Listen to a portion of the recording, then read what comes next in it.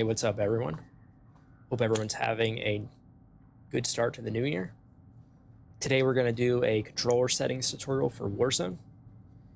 These are the settings that I consider to be the best. So let's get started and go to the menu and controller. And we'll start with horizontal and vertical stick sensitivity. So, me personally, I like running higher analog sticks overall and also having Kontrolfreeks using mid-rise. I personally think that having the wider range of motion paired with a lower sensitivity, you're just more precise overall. I can put a link in the description showing which Kontrolfreeks I like running. But so 1.4 for both of these. And then we'll just keep going down here until we get to dead zone inputs.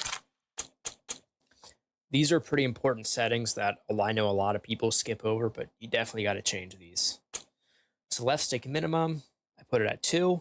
This helps so that when you push your left analog stick to start tactical sprinting, your character will start tactical sprinting sooner.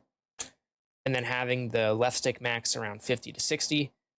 This helps with rotational aim assist, as well as activating your tactical sprint max speed sooner.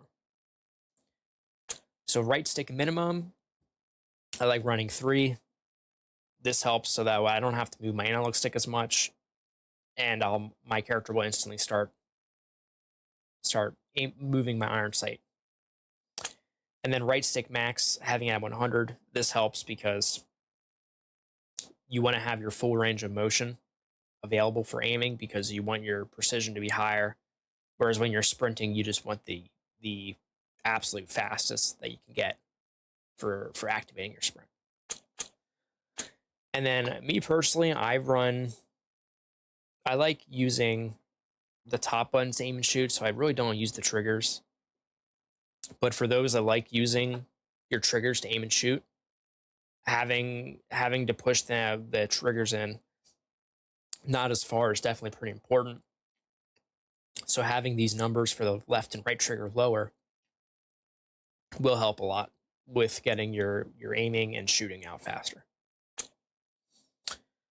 All right, so let's go into aiming. We'll start with aiming advanced settings here.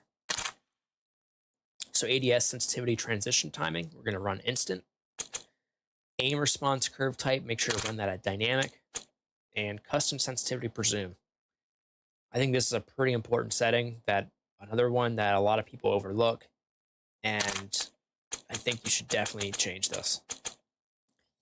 So with low zoom to 2 to 3x zoom, any sight that you're running that fits within this category, if you run 0.75, you're going to get 75% or 25% less of say 1.4, like what I'm running. So basically the way that it works is you're less zoomed in, and now it can be harder to be more precise, especially at longer ranges. Having it at a lower sensitivity will help with your precision and hitting more shots with these specific zooms. So then we'll move on to 4 to 5 zoom. We're going to do 0.80, 6 to 7x zoom, 1.10, 8 to 9x zoom, 1.20, and then high zoom, 1.25. And then for aim assist, make sure that your target aim assist and ADS aim assist are both on. They should be on by default, but there's a chance you may have turned them off. So let's move on to movement. So tactical sprint assist, make sure that's turned on for sprint assist.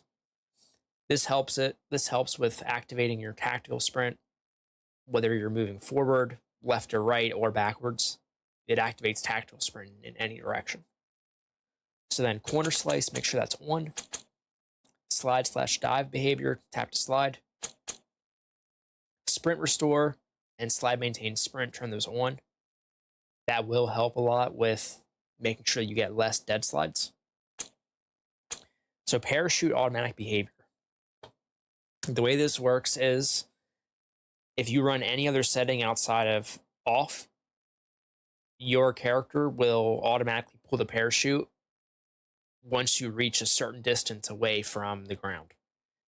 which a lot of time where you're going to get into a lot of situations where if you pull your parachute and there's an enemy near you, you're just a sitting duck out in the open. So having that set to off where you can manually pull it is definitely pretty important. And then slide/combat roll behavior, I just do tap to slide there as well. So movement advanced settings, tactical sprint/tactical sprint behavior, toggle, auto door peek on, tactical sprint activation, single tap sprint, and sprinting door bash on. So let's move on to combat next. You're going to see armor plate behavior here. Make sure that's set apply all. You hold in your button to apply plates. As soon as you see the animation activate, you can pull your finger off that button and you can put your fingers back on the analog sticks. And while you're plating, now you can move around and know where you're going instead of just having to face one direction. So that's very helpful. Let's move on to combat advanced settings. Mantle cancels reload and sprint cancels reload off. Akimbo behavior. You're running akimbo weapons.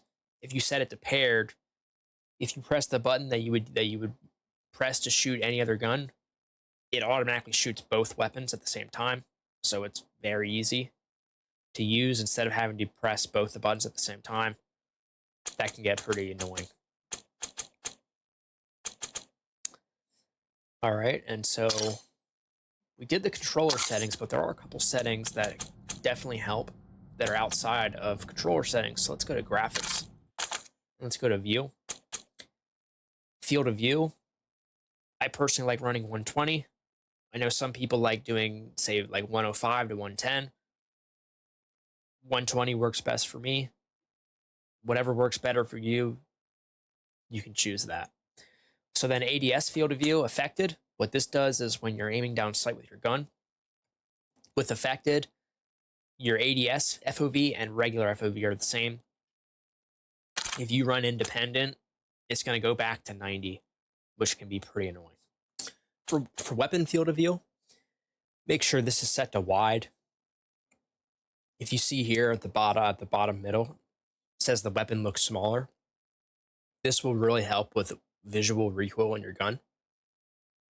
It will make it so much easier when you're shooting and controlling recoil at a moving target, big time. So that's also another big setting. Then you see world motion blur and weapon motion blur. So these two settings, I'm actually not sure if console have these. I know PC definitely does. Make sure those are off. And then inverted flashbang. When you get hit by a flashbang, instead of your screen turning really bright, your screen turns a darker color, and it really helps on the eyes. It's definitely pretty helpful. Instead of you feeling like you got flashbanged in real life, it's you really don't notice it that much. So that's the end of the video then. Those are all my settings. If you guys have any more comments or things that I might have missed, let me know in the comments section. And I'll see you guys another time. Thanks for stopping by.